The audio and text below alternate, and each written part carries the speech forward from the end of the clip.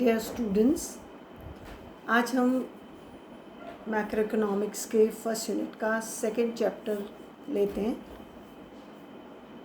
समष्टि आर्थिक विश्लेषण की शाखाएं, प्रकार या रूप। तो समष्टि आर्थिक विश्लेषण की जो शाखाएं हैं उनको हमने 3 भागों में बांटा हुआ है। समष्टि स्थैतिकी, समष्टि तुलनात्मक स्थैतिकी और समष्टि प्रावैगिकी।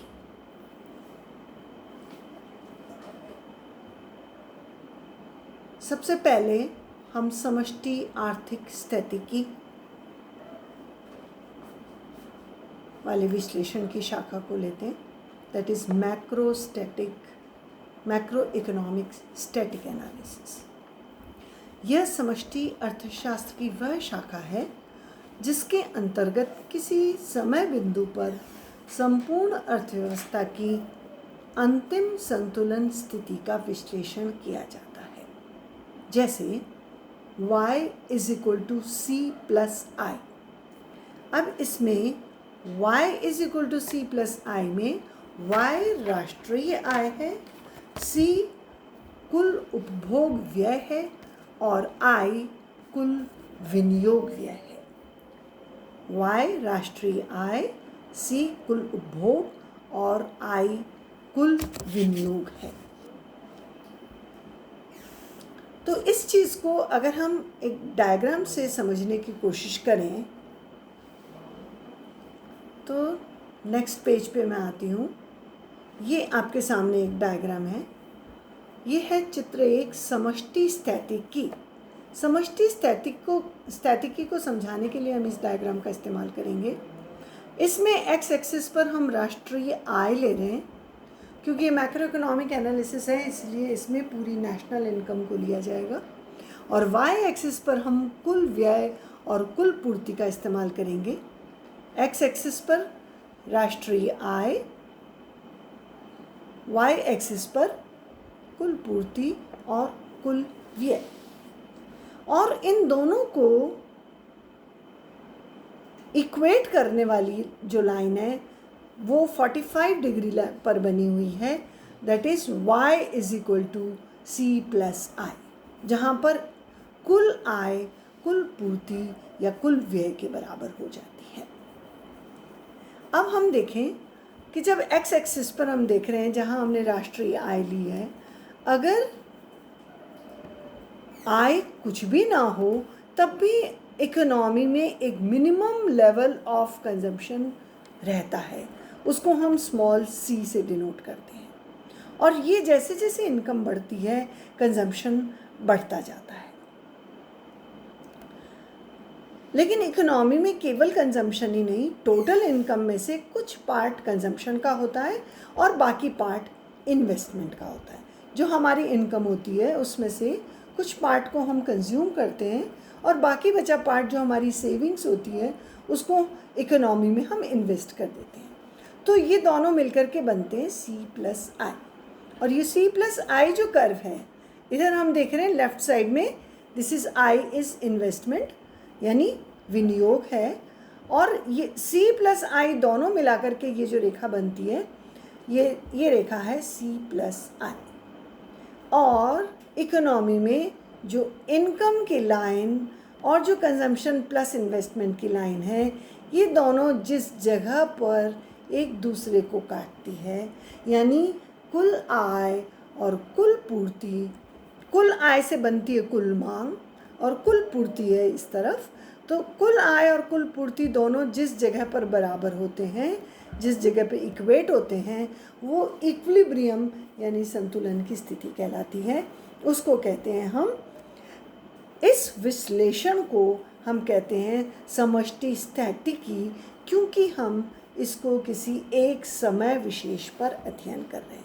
एक समय विशेष पर राष्ट्रीय आय और उसी समय विशेष पर कुल पूर्ति, इनको जब हम इक्वेट करते हैं तो इस तरह के एनालिसिस को हम समष्टि स्थैतिकी एनालिसिस कहते हैं। अब हमने जो आर्थिक विश्लेषण की 3 पद्धतियाँ पढ़ी थी, 3 विश्लेषण के तरीके पढ़े थे, उसमें से दूसरा है समष्टि आर्थिक तुलनात्मक स्थितिकी, समष्टि आर्थिक तुलनात्मक स्थितिकी, that is macro economic comparative study. यह समष्टि विश्लेषण की वह शाखा है जिसके अंतर्गत 2 अलग अलग संतुलन व्यवस्थाओं की तुलना की जाती है। 2 अलग अलग संतुलन व्यवस्थाओं की तुलना की जाती है। जैसे y is equal to C T या सी आई, जो हमने देखा था समष्टि स्थितिकी की प्रथम अवस्था, जो हमने पिछले डायग्राम में देखी थी।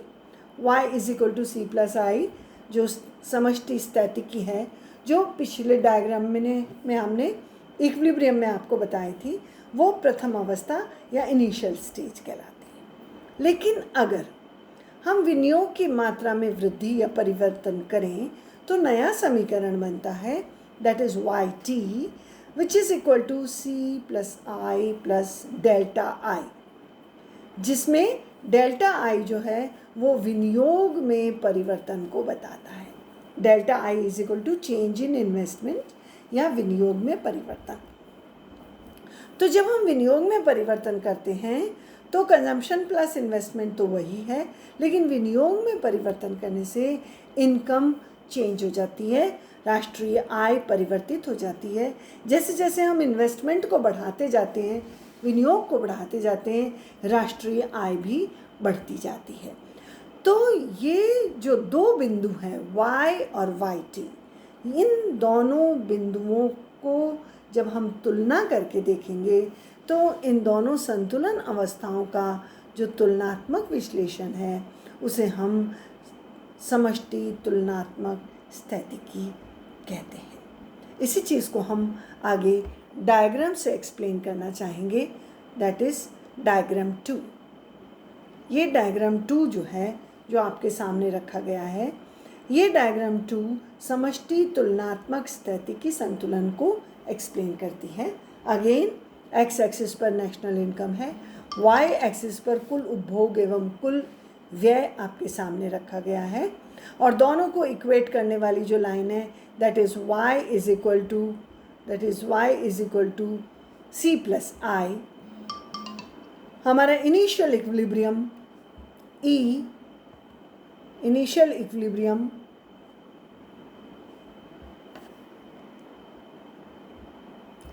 इक्विलिब्रियम E, और जहाँ पर c plus I is equal to Y है। और एक समय t के पश्चात जब हमने इन्वेस्टमेंट डेल्टा आई इंक्रीज़ कर दिया, इन्वेस्टमेंट डेल्टा आई इंक्रीज़ करने के बाद जो नया इक्विलिब्रियम बनता है वो है E1, जो किन 2 चीज़ों को इक्वेट करता है, YT यानी नई बढ़ी हुई राष्ट्रीय आय और consumption plus investment plus increased investment, बढ़ा हुआ विनियोग, तो नया संतुलन E1 है। अब हम यहाँ ये कहना चाह रहे हैं कि ये तुलनात्मक स्थितिकी विश्लेषण है जिसके अंतर्गत E और E1 2 बिंदुओं को हम तुलना करके देखते हैं कि बढ़े हुए इन्वेस्टमेंट की वजह से जो राष्ट्रीय आय है वो Y से बढ़कर YT हो जाती है। तो ये 2 डिफरेंट पॉइंट्स ऑफ टाइम हैं। In different points of time पर इन्वेस्टमेंट बढ़ने के कारण इनकम कैसे बढ़ती है, ये इन दोनों बिंदुओं की तुलना को हम तुलनात्मक स्थैतिक विश्लेषण कहते हैं। तो ये जो इकोनॉमिक एनालिसिस की दूसरा पद्धति है वो है तुलनात्मक स्थैतिक विश्लेषण। नेक्स्ट अब हम चलें तीसरी एनालिसिस का जो मेथड है दैट इज समष्टि आर्थिक प्रावैगिक विश्लेषण। समष्टि आर्थिक प्रावैगिक विश्लेषण यानी मैक्रो इकोनॉमिक डायनेमिक एनालिसिस। इसके अंतर्गत अर्थशास्त्र के विभिन्न क्षेत्रों में होने वाले परिवर्तनों की प्रक्रिया की गति यानी मूवमेंट ऑफ चेंजेस का अध्ययन किया जाता है। माना कि टी अवधि में उपभोग t-1 समय की आय पर निर्भर करता है। t समय में जो उपभोग है वो t-1 समय की आय पर निर्भर करता है। तो आय तथा उपभोग का यह प्रावैगिक संबंध फलनात्मक रूप में that is CT is equal to YT-1। जो आज के समय का कंजम्पशन है वो पिछले समय की इनकम पर निर्भर करता है।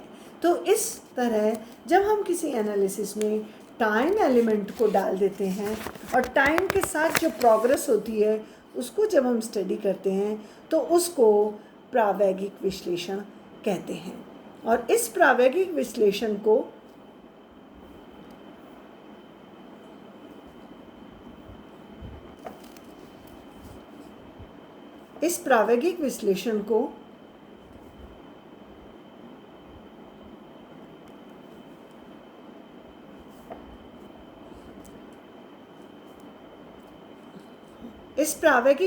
को हम नेक्स्ट डायग्राम नंबर 3 चित्र 3 के द्वारा समझ सकते हैं। समष्टि प्रावैगिक संतुलन विश्लेषण। अब ये समष्टि प्रावैगिक संतुलन विश्लेषण क्या है? इसके अंदर हम टाइम एलिमेंट को कंसिडर कर रहे हैं, यानी y0 से yt तक इनकम किस प्रकार परिवर्तित होती है कि जैसे जैसे इन्वेस्टमेंट बढ़ाया जाता है, ये आपको शेडेड डॉटेड लाइंस दिख रही हैं इस डायग्राम के अंदर, जो y0 से yt तक इनकम पहुंचने के रास्ते को एक्सप्लेन करती है विद टाइम। समय के साथ साथ इन्वेस्टमेंट कैसे टुकड़े में इनकम को बढ़ाता है और फाइनली y0 से लेकर yt पर टाइम t पर जब हम पहुंचते हैं तो चेंज इन इनकम यानी इनकम में परिवर्तन डेल्टा y हो जाता है और उसका मार्ग ये डॉटेड लाइन से हम दिखाते हैं। इस तरह के विश्लेषण को हम प्रावैगिक विश्लेषण कहते हैं और ये समष्टि प्रावैगिक संतुलन विश्लेषण कहलाता है। तो इस प्रकार से हमने 3 प्रकार के विश्लेषण की पद्धतियाँ पढ़ी हैं, जिसमें पहला है समष्टि स्थैतिकी, जिसमें हम एक पॉइंट ऑफ टाइम पर एनालिसिस करते हैं। दूसरा है समष्टि तुलनात्मक स्थैतिकी, जिसमें हम 2 पॉइंट्स ऑफ टाइम के कंपैरिजन को स्टडी करते हैं, दो स्थैतिक विश्लेषण की स्थितियों को तुलनात्मक दृष्टि से देखते हैं। और फिर तीसरा है समष्टि प्रावैगिकी, जिसमें समय के साथ संतुलन बिंदु में जो परिवर्तन आता है उसमें समय के साथ उसका अध्ययन किया जाता है, उसके मार्ग को, उसके रास्ते को, उसके कारण और परिणाम संबंध को जब हम पूरी तरह से अध्ययन करते हैं तो उसे समष्टि प्रावैगिक विश्लेषण कहते हैं।